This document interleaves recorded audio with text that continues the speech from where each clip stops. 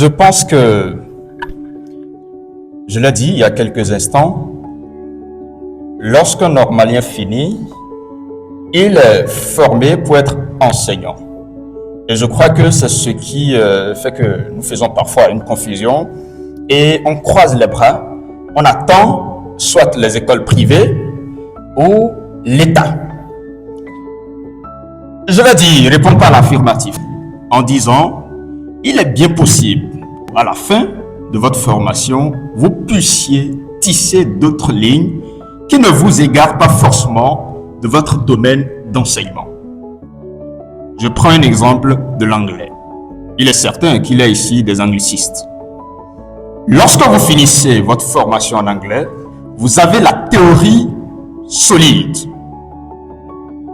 Alors la pratique, au-delà du stage qu'on fait, le stage de la professionnalisation, c'est vrai lorsqu'on va en stage, on attribue une classe que tu suis, c'est le stage, c'est pratique.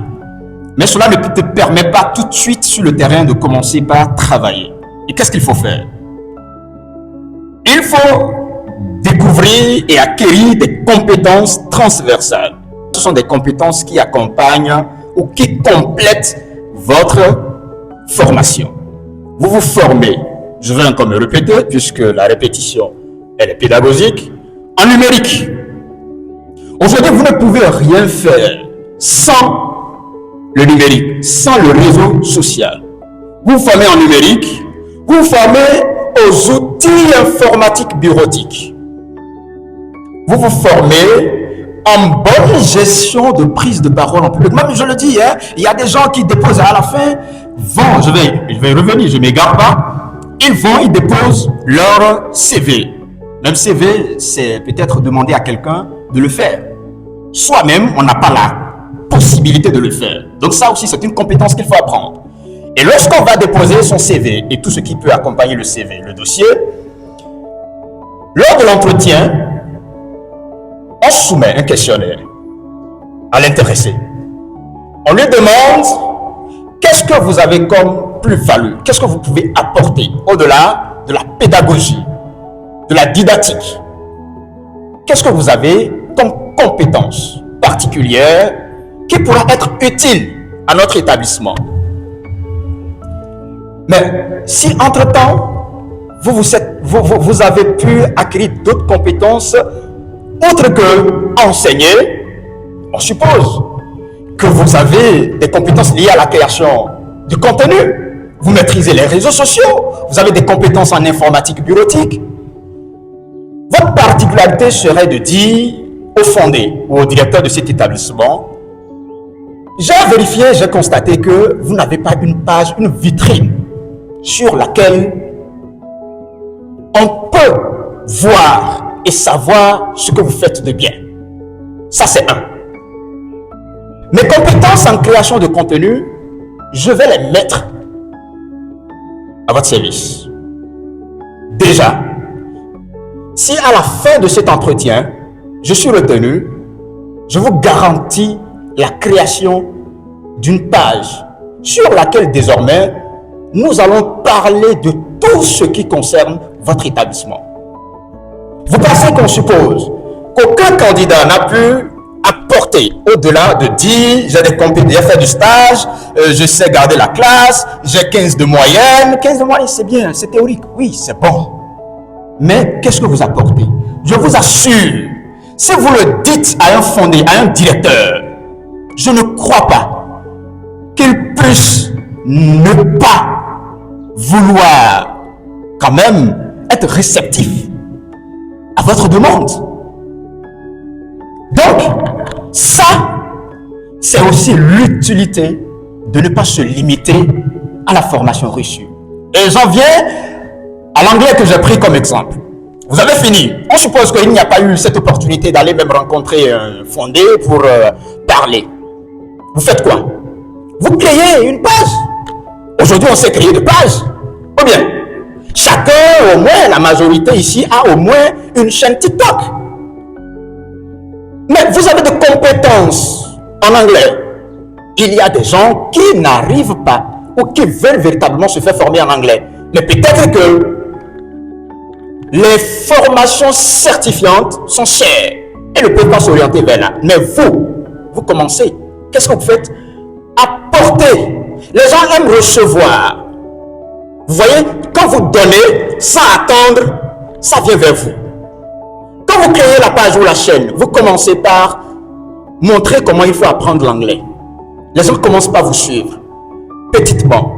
Ceux-là qui verront votre expertise, parce qu'aucune entreprise, aucune institution, même si c'est votre parent, ne peut vous embaucher si vous n'avez rien d'utile à apporter. Et donc, quand vous montrez votre expertise à partir des enseignements que vous donnez sur vos différentes plateformes, certains vont dire, ben, c'est un bon élément. Je l'ai vu. La manière dont il le fait, c'est bien. Les écoles peuvent vous contacter. Les particuliers même peuvent vous contacter pour dire, je voudrais que vous gardiez mes enfants. Je voudrais que vous puissiez signer un partenariat, un contrat d'une durée certaine avec mon école. D'autres personnes, aujourd'hui, pour faire le master, on demande de faire l'anglais et autres. C'est vrai que parfois à l'université d'Abomey, Calavi a ses partenaires. Mais au-delà d'avoir l'attestation, il n'y a que comment s'exprimer. Vous avez fait l'anglais, vous avez de l'expertise et vous avez montré votre expérience, votre expertise, votre crédibilité à travers ce que vous faites sur les plateformes. Ça, c'est un exemple. Donc, au-delà des formations, c'est ce que je peux dire. On peut ne pas forcément attendre l'État. C'est difficile, mais c'est faisable. Rien n'est facile, hein? C'est difficile, mais c'est faisable. Il suffit de commencer. Je vais vous donner un exemple. Hein? Quand j'étais en deuxième année, c'était compliqué. Et j'accompagnais, même quand bien même j'étais en deuxième année, il y avait des gens qui me faisaient confiance, qui m'apportaient leurs travaux, aide-moi à faire ci, aide-moi à faire cela. Parce que moi, j'ai anticipé. Avant la troisième année, avant d'écrire le mémoire, j'ai anticipé. Et je parlais du mémoire avant même qu'on ne nous parle du mémoire en troisième année. Et certains élèves me confiaient leurs travaux, pas entièrement. Ah, j'ai besoin de faire la mise en forme de ceci, tu vas m'aider pour ceci, voilà. Et c'est comme ça, j'ai commencé par aider. En troisième année, j'ai évolué. Mes propres camarades me demandaient, me faisaient cette demande. Et j'ai compris que c'est un besoin, c'est une opportunité. Et c'est là que j'ai commencé encore par chercher comment réussir véritablement un mémoire. Et c'est ainsi que j'ai commencé par accompagner. Accompagner quand tu es en difficulté et tu me vois, je te dis, bon, je vais t'aider à réussir ton mémoire. En contrepartie, voilà ce que tu vas payer. Mais c'est comme ça que j'ai fait, jusqu'à finir la troisième année. Et ça m'a beaucoup aidé.